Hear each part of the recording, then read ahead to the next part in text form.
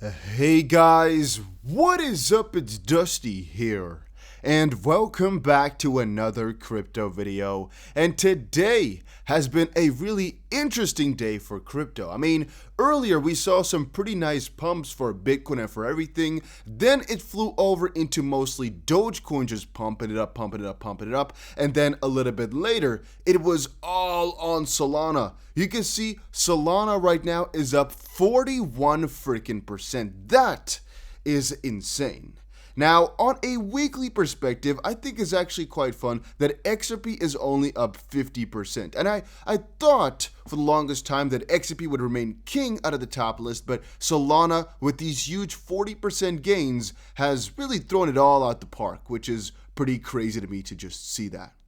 However, one thing I should tell you guys before I get too far into it is there's this thing which Bybit has been hinting for a couple of times. If you look it up on the interwebs, you'll find a couple of contributions and whatnot. But apparently, today it started. There's a sale on Sushi, and it's for the BIT DAO token. All right, so BIT on Sushi Miso August 16th. And I completely forgot to tell you guys about this. I am so sorry for that. But I'm just quickly letting you all know for if people wanted to get into something along these lines. Now, it's basically a new DAO supported by some major names out there, some strategic names, very much so, and Bybit. And again, guys, you know I talk about Bybit all the time, so I was like, I think a lot of you guys use the exchange now too, and maybe you want to get into these types of coins a little bit earlier than most people will. Once more, guys, please understand, I am not telling you all to buy this. I am not trying to promote it to you. I am just letting you guys know that it's there, because sometimes, well, you see that in hindsight, people are like, oh, why didn't you tell us earlier? And now that I have the info, I am just telling you so you can do exactly what you want yourself. Now, BIT token holders can vote to allocate the world's largest DAO directed treasury, partner with leading protocols, and build a decentralized and tokenized future. That, of course, is what all of them say. But it's about the part that, I mean, it's Bybit who's behind a good part of this, which is, I think, pretty nice. Bybit, a leading crypto exchange, an early supporter of BIT DAO, has pledged recurring contributions to the BIT DAO treasury, which at 2021 rates will be more than $1 billion per year. And apparently, it aims to partner with projects via token swaps and co-development efforts. Token swaps will enable the BIT DAO treasury to accumulate a collection of the top crypto project tokens, build core products which enable BIT DAO and other DAOs to function more effectively. This includes on-chain and off-chain governance solutions and DAO treasury management solutions, and provide grants to the team that produce research or products that are public goods for the crypto industry. So I do not want to waste too much time on this one. It is sold on Sushi. Again, the Miso part, as you guys most likely have already seen before. Here's everything and how it works. Just go check it out for yourself. And it's called a Dutch auction, which I liked, because, the Dutch part, I don't know, that's, that's me, all right? So, yeah, once more, check it out for yourself. You might find it interesting. You might not. Once more, you do you. I'm just letting you guys know that there is a sale for that one, and it is an earlier sale than most people will see it from because it's in an auction type of format. All right, Leonidas posted, order restored. Jed's selling account is now operational again after a 3-day break. Sold 3.3 million XRP in 15 minutes. Still wonder who is buying, though. That is the $1 million question. Two things to say. One, indeed, who the frig buys those XRPs that he's selling? That is indeed a good question. Then again, I mean, if somebody's selling a good chunk of XRP, I don't really care. I don't really know. I'm just buying XRP every day. I mean, I don't care who's selling it. So from that perspective, the better part of it is, I guess, that he's done with his hiatus of selling for a little bit. There's been multiple instances now of the last couple of months where his DEX sales basically were rejected and he could not sell it for a couple of days. Right now he's pulling through again. But the good part is no downward pressure. The bad part is, well, it's a little bit of a hassle to really understand from my own personal view. What would be better for the long term? Because I would personally think that the sooner he's done selling, the better. Then again, the lower the selling pressure every single day, the lower of an effect it has on the market every day. And so the less of an effect it really has overall as well. For example, if one person is selling 1 XRP, now let's say it like this. If one person sells 10,000 XRP a day, or even 100 people do that, not really a big problem, right? But if one person sells the XP for all those people at the exact same time, just once, not every day, but just once, but all the accumulated XP, that's a really big deal. So even though you will not have the constant selling pressure over a long period of time, but you adjust it once, it's a way bigger effect for that one time. It's a way bigger just just huge crash. And so I find it really difficult to see what exactly is best. But I'm personally siding now with, I'd rather have him done and be out of coins so we can just kind of move forward, basically. Now, another part which Leonidas shared, and by the way, guys, if you are enjoying these videos, make sure you press the like button and let me know in the comment section down below. Where's crypto going? Is Bitcoin going to 50,000? Is XRP going to $2 in the next couple of weeks? Or are we falling back down? Are we in a bull or bear market? That is the multi-billion or even trillion-dollar question. According to lawyers who have recently worked on enforcement deals with the SEC, multiple settlements have been rejected because Gensler wants more compensation from the defendants and feels the level of the last few years hasn't been sufficient. I've been thinking about that. So this guy really stepped out of his bed and was like, you know what? Whatever we're getting right now, it ain't enough, all right? They have to pay more. And according to data provider Firm Prospects, which tracks attorney moves, including in and out of federal agencies, 16 lawyers left the SEC from January to July to return to the private practice. So far this year, the SEC has only added another 9 attorneys, leading to a net decrease of 7. It could really be interesting to kind of talk, I think, with Gary Gensler just about what exactly his motive is, what exactly his thought process is, because for us, the normal people in this world, it just looks so odd, right? And this, wait a minute, is this article from 2010? Huh? Or maybe this guy joined in 2010, or what happened here? Because he just became the new SEC head, so I'm not exactly sure how that's supposed to work then. I didn't notice that before, to be honest with you. I'm not sure why it says that. Maybe Bruce Love joined the platform that day. And then again, this is usually where you put the date of the article, so that's kind of dumb. If you guys know it, let me know in the comment section. All right, John Dean. Crypto Law US and XRP holders will prove the SEC wrong in or out of the courtroom. We're discussing Lightning versus the XRPL. We discuss how El Salvador needs to spend the bits and the XRPL.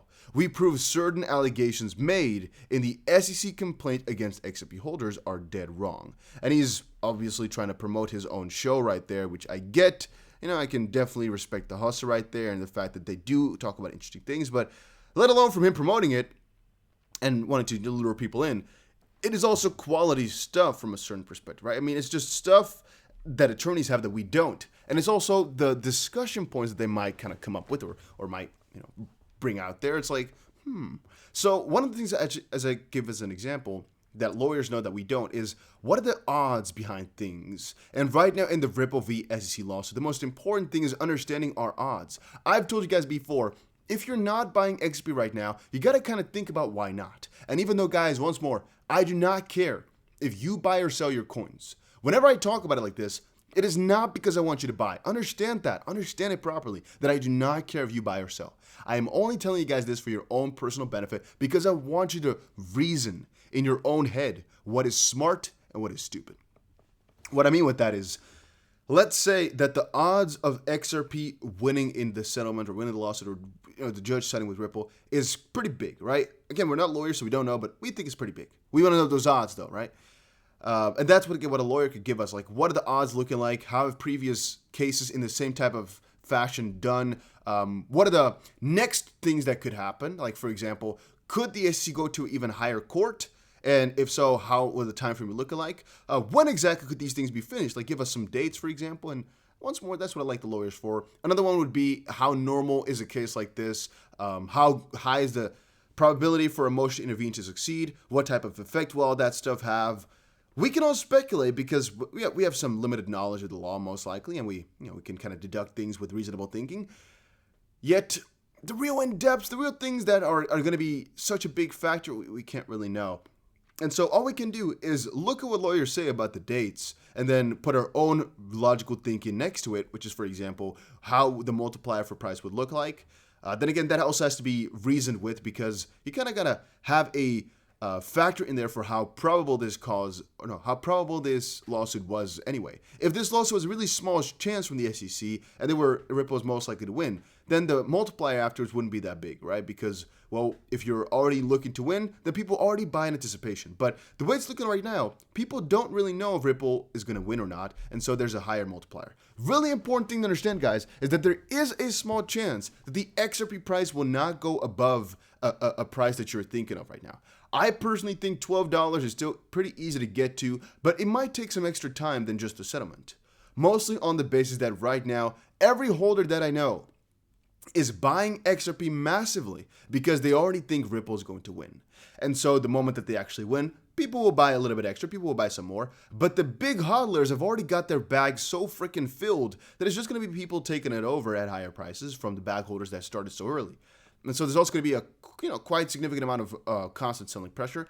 And also understand that with Bitcoin, Ethereum, and all those, they've had the gains to some higher levels already. XRP hasn't, though. It hasn't really gotten to the same type of levels that, for example, Dogecoin had. XRP is up 315% in 1 year.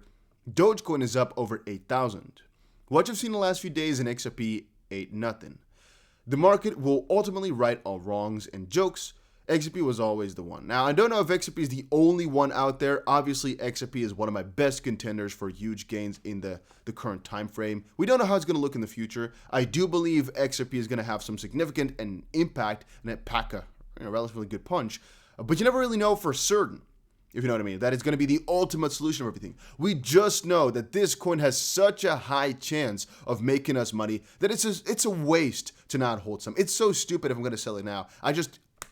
I can't get it I can't get it in my head, all right? It's impossible for me to understand. No, not a chance. Here's a couple of other reasons. XRP's price is booming, and we still have a lawsuit to settle to get relisted on exchanges, ISO 20022, Swift, DTCC, Flare, and Trustline. Not exactly sure about some of these parts because, a Swift, why do you mention that? Then again, from a certain perspective, we also have going public. We have the other parts, I guess, of the airdrops that are going to be launched on XRPL. We also have like the Evers and the Elverian or whatever the naming is called. We also have the checks feature, which of course is a prerequisite for some new airdrops, but still the fact that smart contracts or something in the field could be allowed onto XRP. We could have potentially federated sidechains, could be a really big part. That stuff we don't even know just quite yet. It could also just be so big, could also just be so cool.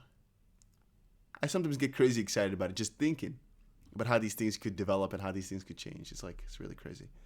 All right, then Jeremy also said, thank you, CFTC Commissioner Quintes, for a clear and concise response. What a breath of fresh air. Like how his response below are his, and let him know if you appreciate it. Also, does anyone know if there's currently a futures contract on the XPL? I'm just a lowly lawyer. So basically, Jeremy Hogan asked, is Ethereum a security? Brian said a futures contract. Wait, let's quickly check it out here. No, it's a little bit more. Okay.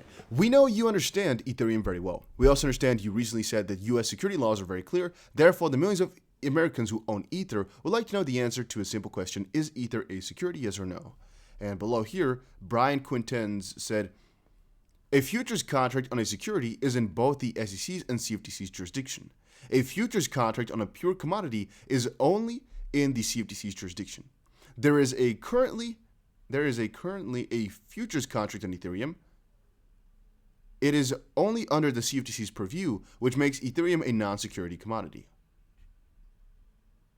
Never mind. I'm actually gonna have to dive a little bit deeper into this one because I didn't. Okay, that packed a punch. I have to kind of think about that one. I'll come back to that one.